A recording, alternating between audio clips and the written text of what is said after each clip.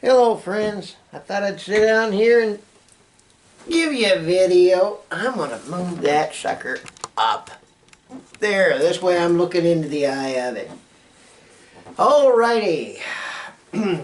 As you can tell, I've got it zoomed out a little bit because I'm going to be showing you a couple things here. So grab yourself a cup of coffee. This one's got coffee grounds floating in it, by gum. And remember, I do have that page, Buy Me a Cup of Coffee, on here. I'll be putting it down below in the description section if you'd like to donate.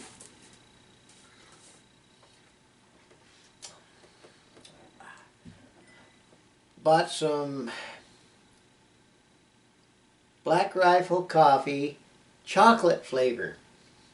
That is a good coffee. It'd be a good dessert coffee or just a pick-me-up coffee, you know. I deserve something special. Here, have a chocolate cup of coffee.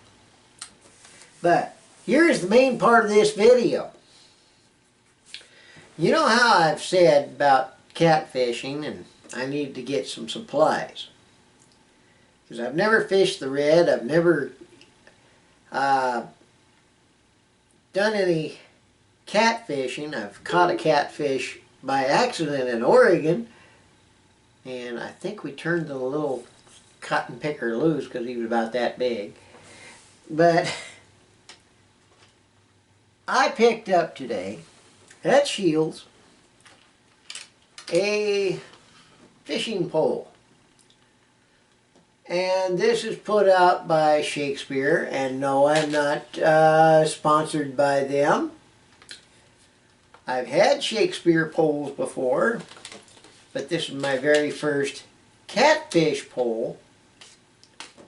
And, well, let's say it's a pretty good looking pole so far. I haven't even undone the plastic around the line that's on here. And it was $29.99 there at Shields. And no, I'm not sponsored by Shields either. I'm trying to see what the pole length is here. And I don't see it. It's a long one. Put it that way. I did disassemble it for here in the house. And the other part I picked up was a beginner catfish set put out by Eagle Claw, and I'm not sponsored by them either, so it looks like I got some things to test out. But I've used Eagle Claw fishing hooks and things like that before. I even had an Eagle Claw fishing pole there in Oregon with a nice reel on there.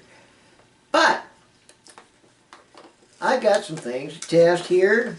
Christine hasn't gone catfishing before, so one of these times I'm going to be taking her along with me and watch her reaction when she hooks into a big catfish, because I know my reaction is going to be holy Toledo. And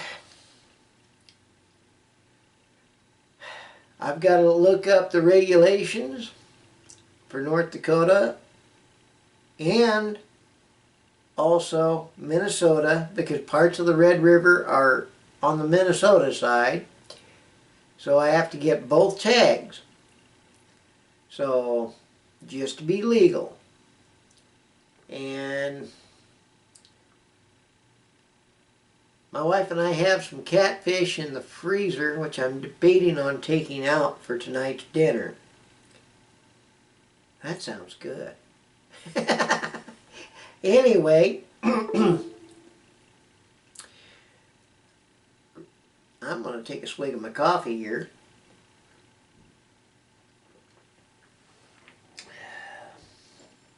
But over at Shields, with the coffee, the tackle, and the fishing pole,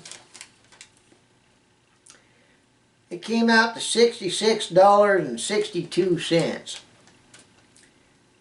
Just a hair under the 100 rounds of 223 I seen there the other day and was debating on picking up.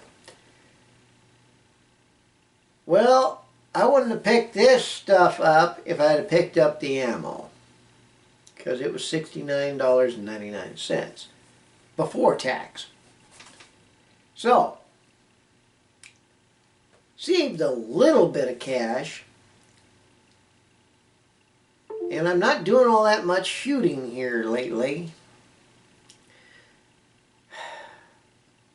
So, I picked up a catfish pole, and I'm going to see what we can do. I've seen parts of the Red River, and some of that looks pretty darn nice. Some of it's a shallow area like the,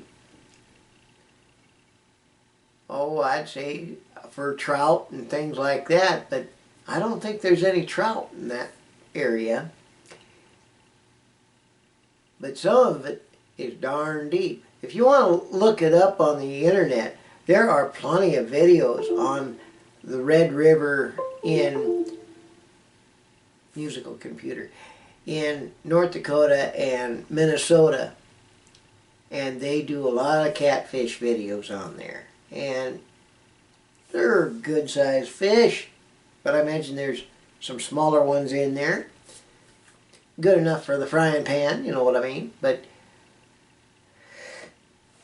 like I say, I got to find out the regulations, what one you can keep and what ones you have to toss back and what ones you leave alone. I'm going to set up a little bit. That feels a little better on the backbone. But here we go. If you have fished the Red River and you're in the local vicinity, chime in the comments section. And don't share your favorite bait, because I know darn well some people keep that darn secret around here.